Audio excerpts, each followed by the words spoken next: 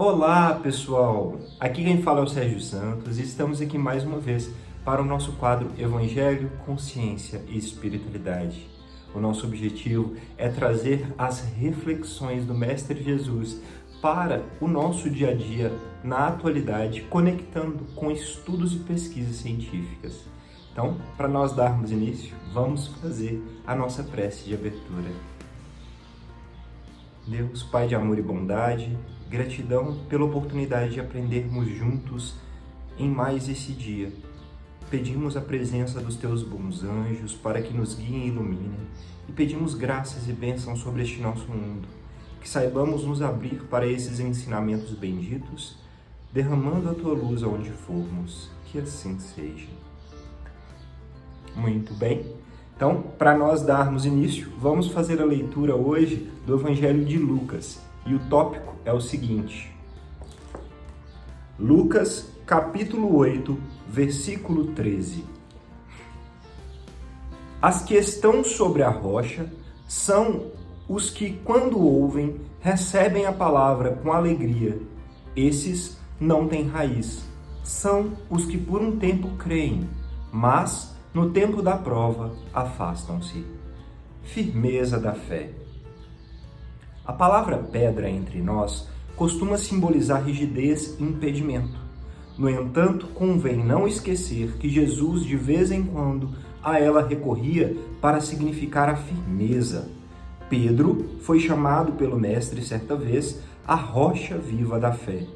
O Evangelho de Lucas fala-nos daqueles que estão sobre a pedra, os quais receberão a palavra com alegria, mas que por ausência de raiz caem fatalmente na época das tentações.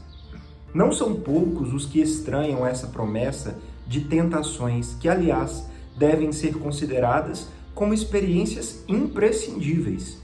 Na organização doméstica, os pais cuidarão excessivamente dos filhos em pequeninos, mas a demasia de ternura é imprópria no tempo em que necessitam demonstrar o esforço de si mesmos. O chefe do serviço ensinará os auxiliares novos com paciência e depois exigirá com justiça expressões de trabalho próprio. Reconhecemos assim, pelo apontamento de Lucas, que nas experiências religiosas não é aconselhável repousar alguém sobre a firmeza espiritual dos outros, enquanto o imprevidente descansa em bases estranhas.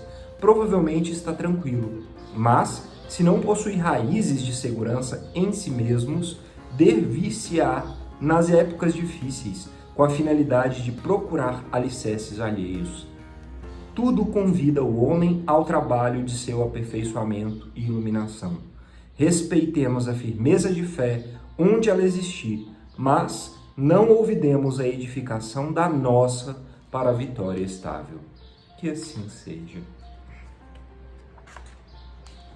Muito bem, lindo Evangelho de Lucas, que nos faz refletir sobre a firmeza, sobre o que é ter uma confiança e uma fé firmes, né?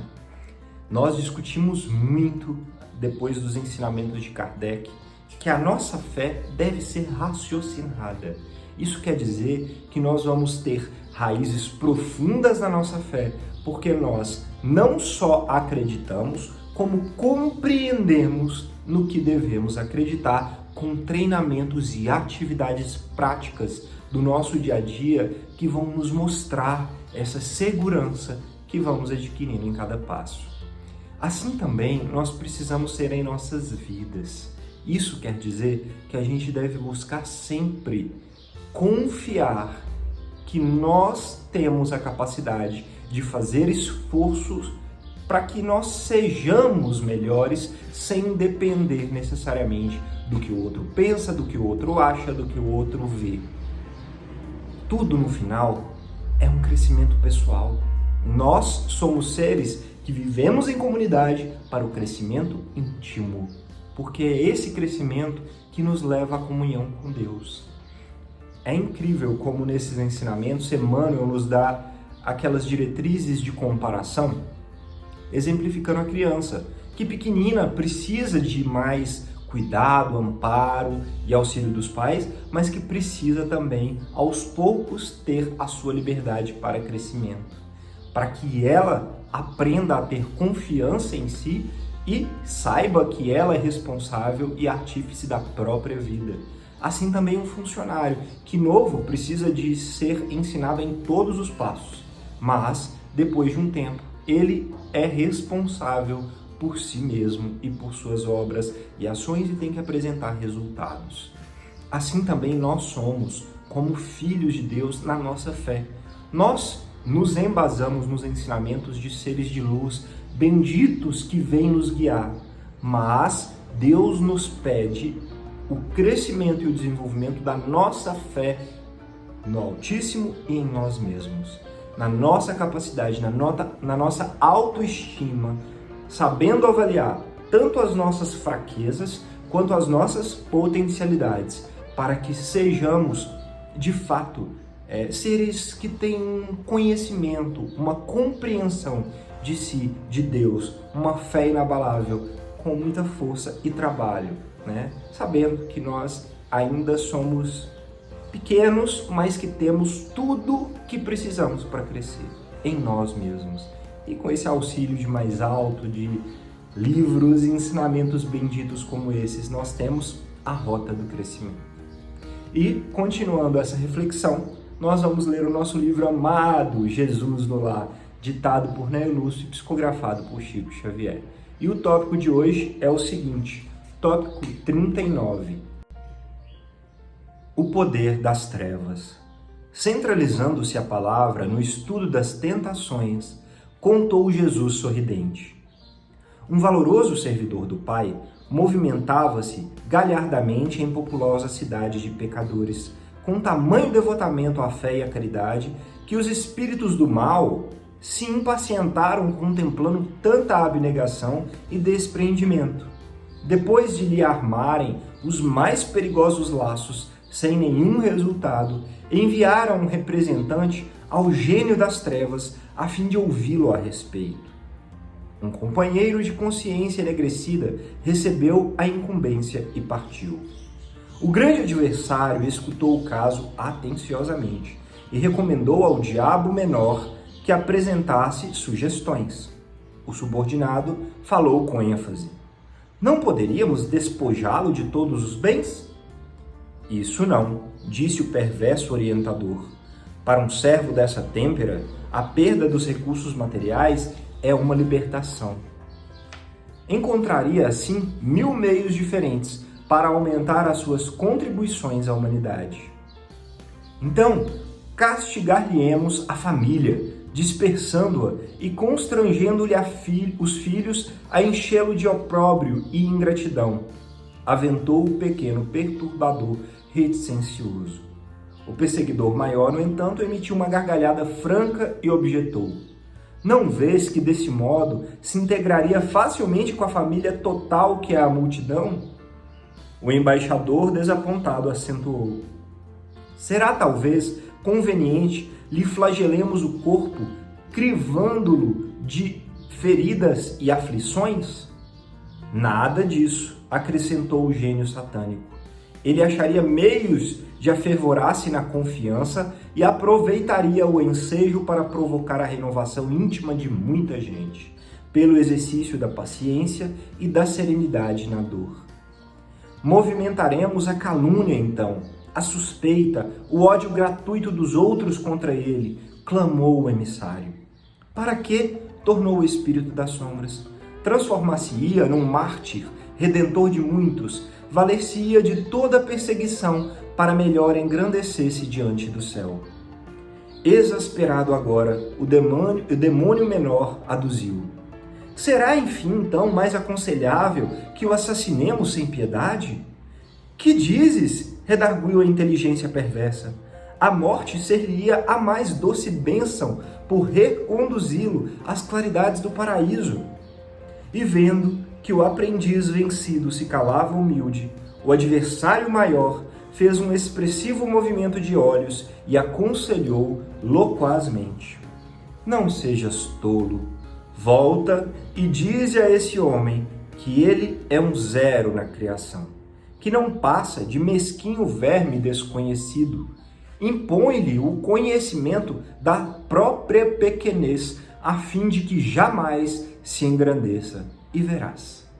O enviado regressou satisfeito e pôs em prática o método recebido.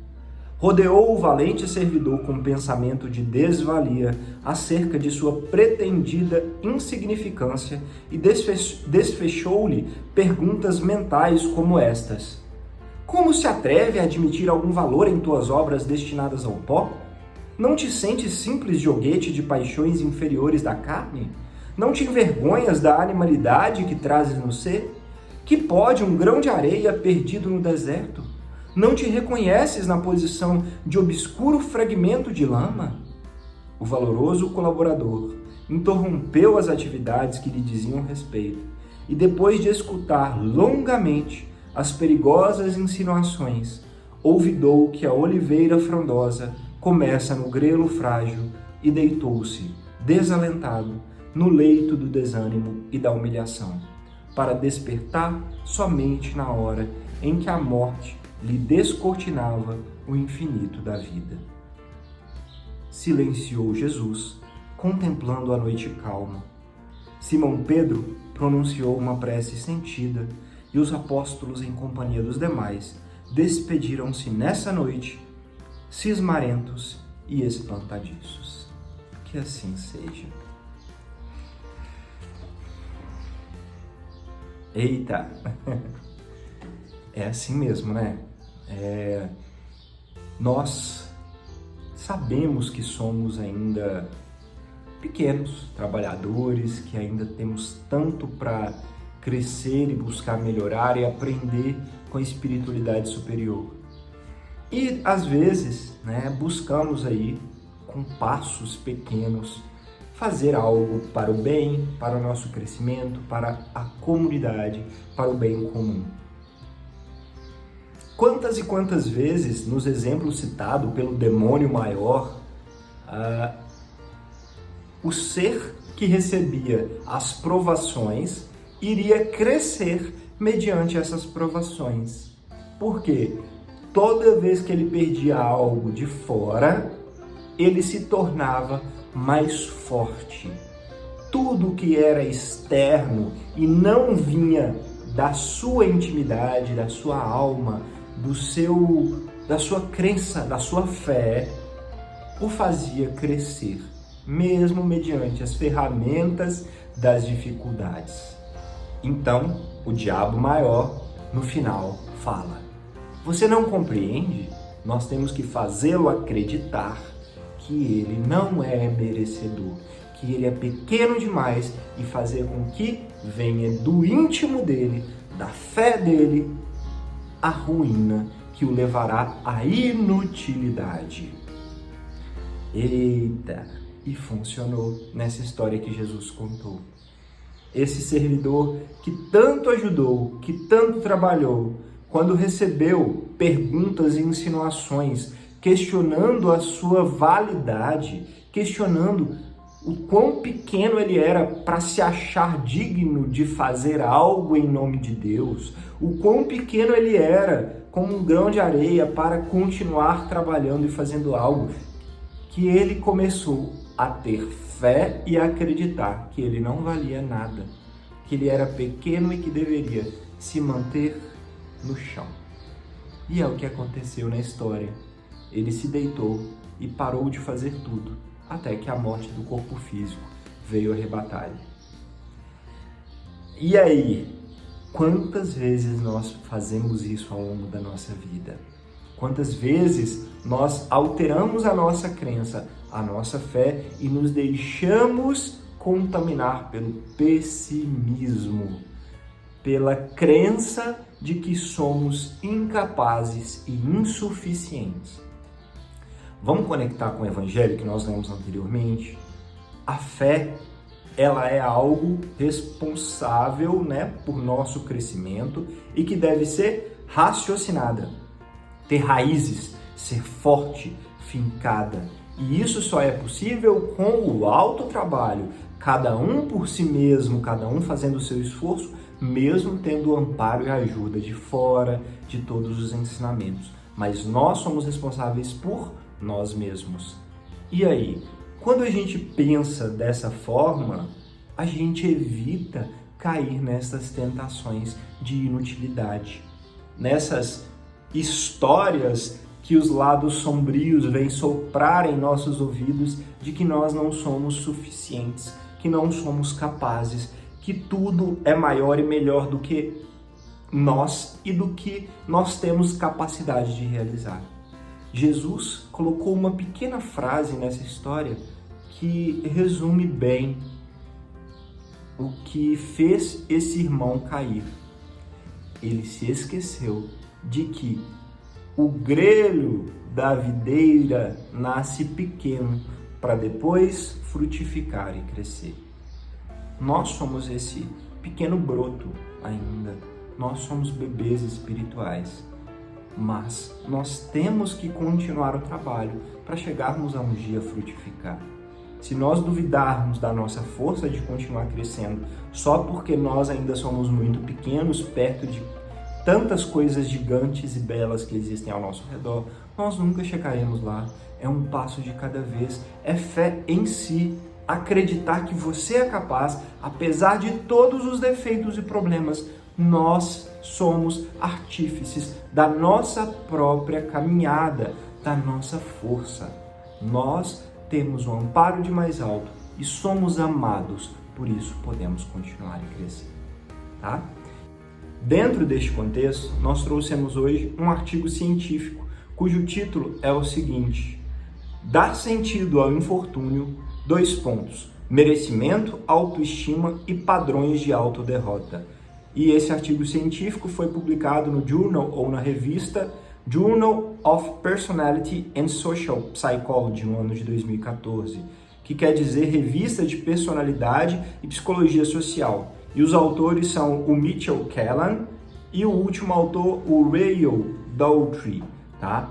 Basicamente, esse artigo é muito interessante porque ele nos traz uma reflexão que é a seguinte: os autores levantam a teoria de que o mundo é um lugar que é organizado e nós somos treinados para achar que está tudo bem e se sentir bem somente quando tudo está ordenado e caminhando como nós desejamos. E quando isso acontece, a nossa autoestima cai e nós entramos em padrão de autodestruição, de sabotagem íntima e pessoal. E aí o que eles fazem é o seguinte: colocam cenários para pessoas em pesquisas onde a sequência planejada da vida sai de cena, ou seja, nós temos aí situações que saem do planejamento, que não aconteceram como esperado, que foram desordenadas, entrou em um padrão aleatório, ou seja, o mundo, a vida saiu dos eixos esperado e planejado. E essas pessoas foram avaliadas antes e depois e se observou que, de fato, as pessoas, quando perdem essa referência, muitas vezes começam a se autoculpar e se colocar com uma autoestima mais baixa, jogando aí a sua vida num padrão de autodestruição, de autossabotagem. Olha como isso é interessante. A psicologia corroborando os ensinamentos de Jesus, né? Que nós temos que ter uma força íntima, uma crença em nós mesmos de que tá tudo bem, nós somos pequenos, ainda vamos errar, mas que a gente tem que aprender a lidar com as intempéries da vida, aprender a lidar com as dificuldades, porque faz parte, são ferramentas para o nosso crescimento íntimo e pessoal. E é claro que existem ferramentas que auxiliam nisso. A meditação, o autoconhecimento, os budistas trazem muito este ensinamento de que tudo é mutável, né? Nada é permanente, tudo é impermanência. E através da meditação e do autoconhecimento, nós temos ferramentas importantes para sermos melhores e crescermos. Então, nós temos que fazer a nossa parte. Façamos uma autoanálise, utilizemos as ferramentas que fazem sentido para nós para nos valorizarmos, sabendo que intempéries, desafios fazem parte de um mundo de provas e expiações, mas que nós temos valor e que somos capazes de ter fé em nós mesmos para fazer o que nos cabe, para crescer, amparar e auxiliar. Mesmo que pouquinho de cada vez. Caiu, levanta e segue, porque todo mundo cai. Né? Ninguém aqui ainda é perfeito, tá bom? É isso. Vamos fazer a nossa prece de encerramento? Deus, Pai de amor e bondade, gratidão por esse ensinamento bendito, Senhor. Gratidão ao Mestre Jesus por nos traçar esse roteiro de luz e de elevação. Pedimos aos anjos e mentores que nos guiem, nos dando força para essa autovalorização, para aumentar a nossa fé embasada e raciocinada, para que sejamos melhores em cada dia. Que assim seja. Gratidão pela oportunidade de conversarmos mais uma vez. Namastê e até a próxima.